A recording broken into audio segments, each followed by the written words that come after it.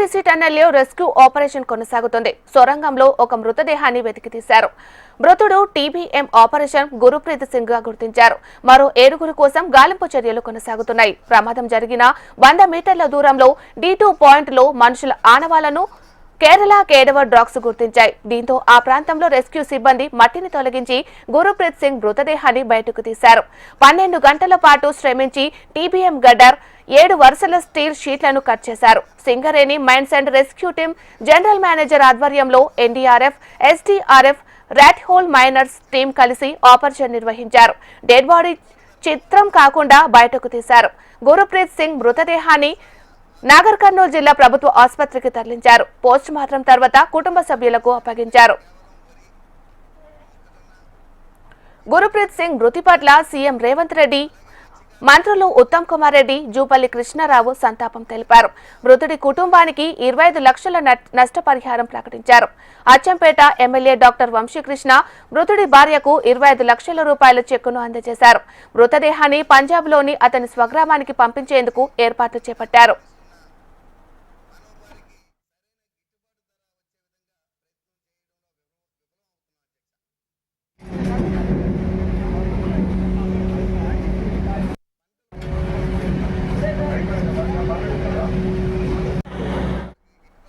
మరి ఇదే అంశానికి సంబంధించి మరింత సమాచారాన్ని మా ప్రతినిధి నరేంద్రచారి అందిస్తారు. నరేంద్రచారి, ఎస్ఎల్బీసీ వద్ద 17వ రోజు కూడా సహాయక చర్యలు కొనసాగుతా ఉన్నాయి. గల్లంతైన మిగతా 7 మంది కోసం రెస్క్యూ ఆపరేషన్ బృందాలు ఇప్పటికీ కూడా అన్వేషణ కొనసాగిస్తున్న పరిస్థితి కనిపిస్తుంది. అయితే నిన్న టెన్నెల్ లోపల జరుగుతున్న సహాయ చర్యలు ఒక మృతదేహం గుర్తించడం జరిగింది.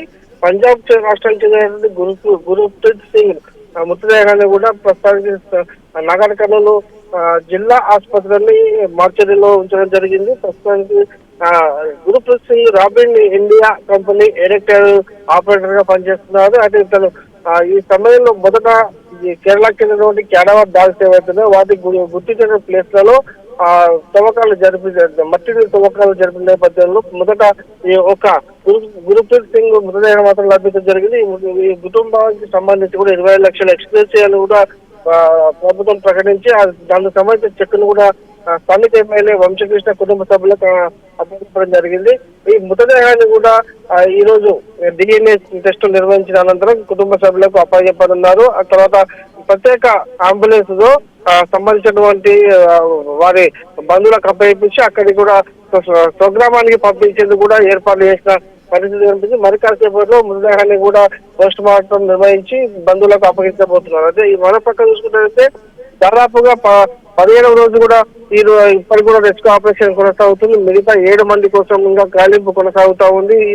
ఈ ఒక మృతదేహం లభించిన నేపథ్యంలో మరో మృతదేహాల కోసం కూడా గాలింపు చేపడుతున్న పరిస్థితి కనిపిస్తుంది. అయితే నిన్న గుర్తించినటువంటి 3 ప్లేస్లలో కేరళకు చెందినటువంటి ప్రత్యేక డాగులు కేడవర్ డాగ్స్ ఏవైతే ఉన్నాయో వాటిని 3 ప్రదేశాల్లో గుర్తించడం జరిగింది. ఆ 3 ప్రదేశాలలో మట్టి తవ్వకాలు జరిపిన నేపథ్యంలో ఈ ఒక మృతదేహం బయటపడింది. మరో 2 మృతదేహాలు కూడా అక్కడే ఉండొచ్చు అన్న కోణంలో కూడా ఇంకా పూర్తి స్థాయిలో రెస్క్యూ బృందాలు కూడా మట్టిని తొలగిస్తున్నాయి. అలాగే మిగతా 5 మంది కోసం అంటే 5 ప్రాంతాలను కూడా ఈ రోజు ఈ జాడీలను కూడా మొదటిసారి సొరంగంలోకి పంపించనున్నారు. అక్కడ ఈ టన్నెల్ వెనుక భాగంలో ఈ రోజు సర్చింగ్ కొనసాగే అవకాశాలు కనిపిస్తున్నాయి.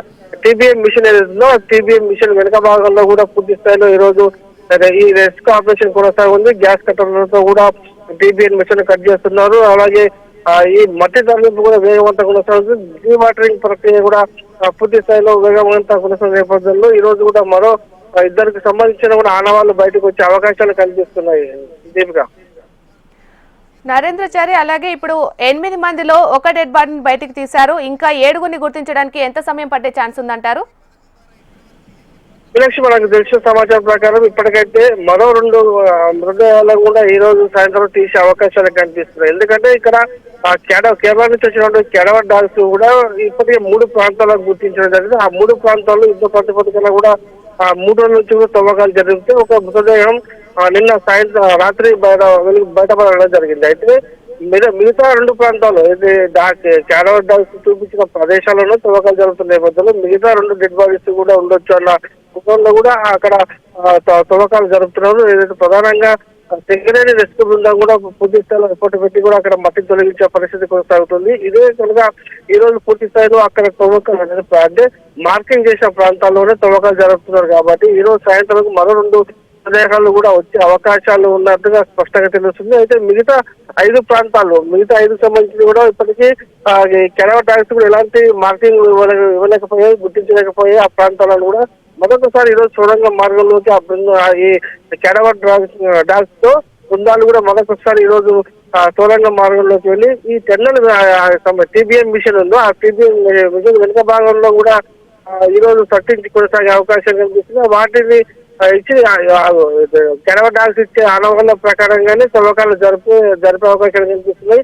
మొత్తంగా చూసుకుంటే ఈ రోజు 2 డెడ్ బాడీలు కూడా వచ్చే అవకాశం కనిపిస్తుంది. మిగతా 5 మంది ఆర్టీ కోసం కూడా మరికొన్ని రోజులు వెయిట్ చేయాల్సిన అవసరం కనిపిస్తుంది ఇక్కడ. మీనాక్షి.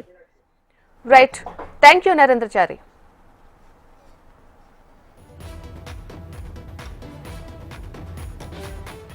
తెలంగాణ ఇవ్వడం జరుగుతూ ఉంది. ఇది మీ అందరూ కూడా మేము అనౌన్స్ చేస్తా ఉన్నాం. ఇది ఇక్కడ నుంచి ఈ బాడీని కూడా అన్ని రకాల